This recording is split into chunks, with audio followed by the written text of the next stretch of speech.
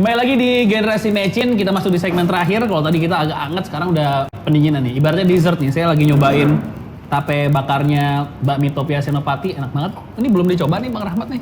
Enak loh. Nanti selesai ini kita coba ya. Pendinginan. Saya mulai dari Kang Yayat dulu deh, yang dari sisi teknis tadi ada 3 faktor penyebab. Berarti kalau penyebabnya sudah tahu, solusinya juga harusnya sudah tahu dong. Tinggal masalah eksekusinya aja. Jadi langkah apa yang harus cepat dimulai nih sebelum Maret juga nih? Ya, pertama gini, kita mulai dari hal yang teknis dulu ya kan. Penyebab banjir jelas ada 3 di Jakarta, banjir rob yang bisa setiap saat terjadi dengan pasang. Pemerintah sudah punya program tanggul laut ya kan, NCICD, ya kan. Sekarang tanggul laut itu ada beberapa tipe yang sedang dikembangkan, tapi yang jelas tanggul laut yang pertama itu adalah di sepanjang pesisir pantai utara Jakarta. Intinya apa? Untuk menyelamatkan warga kita yang berada di pesisir. Karena muka tanah kita makin lama makin turun, laut makin pasang. Ini perlu segera dilakukan. Kemarin sempat mengalami kemiringan ya. Maka perlu segera upaya perbaikan untuk menyelamatkan mereka. Karena kalau yang rob ini ya pasang purnama pasti akan terus terjadi. Nah, yang kedua, untuk konteks lokalnya ya. Pengaruh hujan lokal itu juga sangat besar pengaruhnya. Nah, untuk ini pemetaan terkait dengan lokasi-lokasi yang jadi langganan banjir itu. Tadi ada langkah konkretnya. Apakah tetap membiarkan masyarakat di lokasi yang seperti itu atau ada program revitalisasi, pemindahan atau upaya-upaya lain yang lebih mensejahterakan mereka. Kedua, optimalisasi terkait sistem drainase kita. Banyak dimensi drainase kita yang memang tidak mampu lagi mengantisipasi tingginya curah hujan. Ini memang menarik begini. Ke depan itu curah hujan makin lama makin lebat dengan waktu yang makin pendek. Artinya setiap saat potensi genangan itu akan terjadi. Jakarta ini kurang kolam retensi. Perlu ada upaya besar dan itu juga terkait dengan pengadaan dana.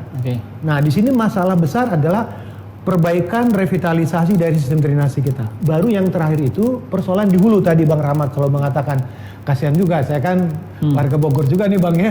Ada kiriman. Bogor juga nggak mau disalahin terus ya. Iya, maksud saya upaya pemerintah sudah dilakukan. Satu hal untuk strukturnya adalah pembenahan pembangunan waduk Ciawi dan Sukamahi.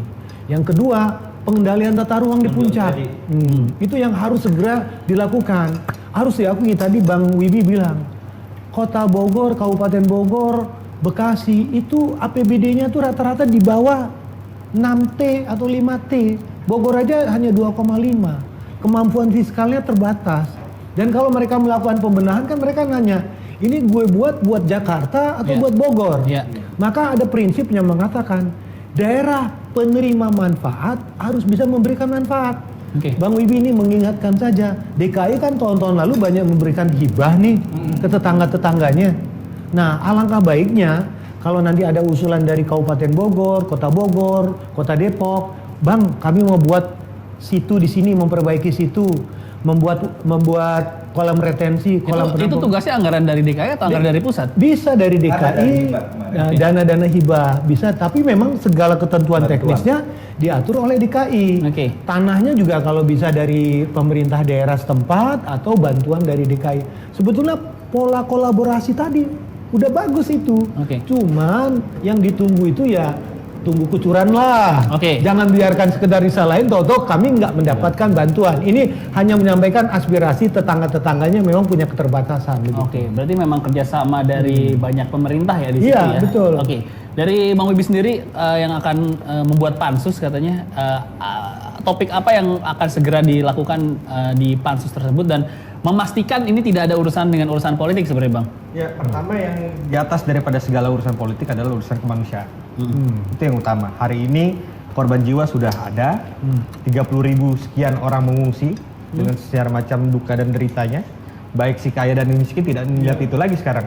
Semua merasakan dampak daripada banjir itu. Sesuai dengan fungsi daripada anggota DPRD itu sendiri, dia mempunyai fungsi pengawasan.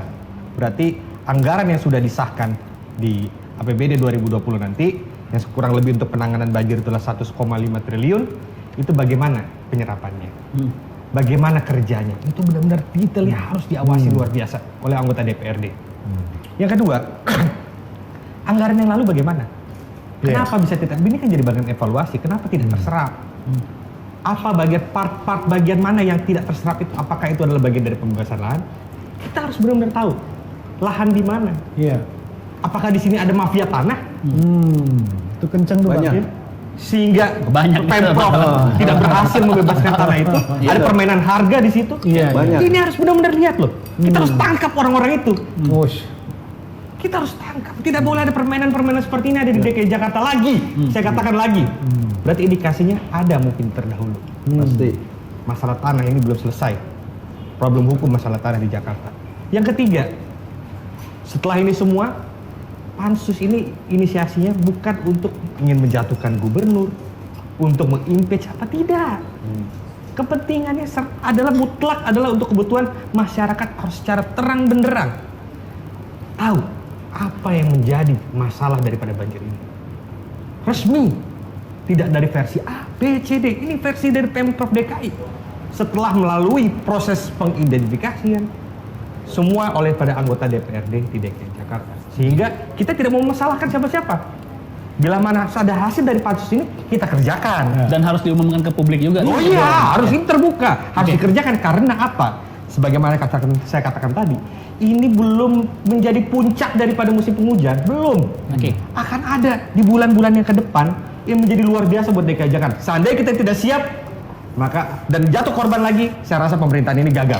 Oke, kita masih menunggu berarti informasi resmi ya dari kejadian ini dan publik juga menunggu langkah apa yang akan dilakukan pemerintah dan juga DPRD. Nah, kita tutup dari Bang Rahmat nih sebagai tokoh masyarakat Betawi juga nih. Saya demen nih kalau DPRD muda kayak begini kayak Win. Otokritik, dia mengkritik dirinya sendiri gitu. Tadi setahu saya itu kenapa banyak silpa, kenapa uang SDA dikurangin? Karena memang problemnya adalah pembebasan lahan. Kenapa? Sulit emang. Lalu apakah ada mafia tanah? Saya jawab banyak di Jakarta mafia tanah. Di mana? Ya saya nggak nunjuk di mana orangnya, tapi di sekitar kekuasaan. Nah ini tugas Bang Wibi. Itu nunjuk namanya Bang. Ya, di sekitar kekuasaan. Kalau rakyat kecil, emang kepala desa, jawara di kampungnya raja kecil. Di sini nggak ada. Di sini lurah takut sama camat, takut sama wali kota, takut sama gubernur. Tinggal Wibi cari daerah kekuasaan yang diberikan sinyal rahmat tuh di mana tempatnya, tindak habis. Oke. Ya kan? Tuh. Yang kedua sekarang, tadi saya bilang solusinya adalah Pak Jokowi lepas baju partai, Pak Anies lepas baju partai. Dua tokoh ini tahu bagaimana caranya mengatasi banjir, tahu. Aku yakin, apalagi Pak Jokowi ini mantan gubernur. Egonya tuh ilangin, ya. Panggil toh, karena di sana otonomi kabupaten kota, panggil Bupati Wali Kota Bogor, Bekasi panggil duduk. Kalau yang hire pertemuan ini presiden, saya yakin ikut semua. Presiden tuh bisa melakukan apapun di negara Republik ini sepanjang untuk kepentingan rakyat. Tinggal sekarang mau nggak? Anies kalau dibantu pemerintah pusat jangan gengsi, ambil untuk kepentingan rakyat. Kalau ternyata idenya idenya pusat jadi berhasil di Jakarta, ini ide sama-sama, bukan hanya bukan hanya gubernurnya saja yang terkenal. Karena emang sekarang mendukung Anies banyak yang takut. Kenapa? Karena beliau ini insya Allah akan jadi pemimpin Indonesia, jadi banyak yang takut gitu loh. Nah, tadi saya bilang lepas baju partai, kepentingan rakyat diutamakan. Saya yakin ini bisa dan mudah diatasi. Terutama mengenai kan nanti diurut A sampai Z-nya nih, permasalahan ini di mana? Presiden tuh pasti tahu, presiden punya kelengkapan, punya segala macam, presiden bisa melakukan apapun. Tinggal sekarang mau nggak? Saya yakin presiden mau. Tinggal Anies sama Pak Jokowi duduk bareng. Kalau Bupati Wali Kota Bogor belum diajak, berdua aja. Saya tunggu besok harus ketemu. Terima kasih.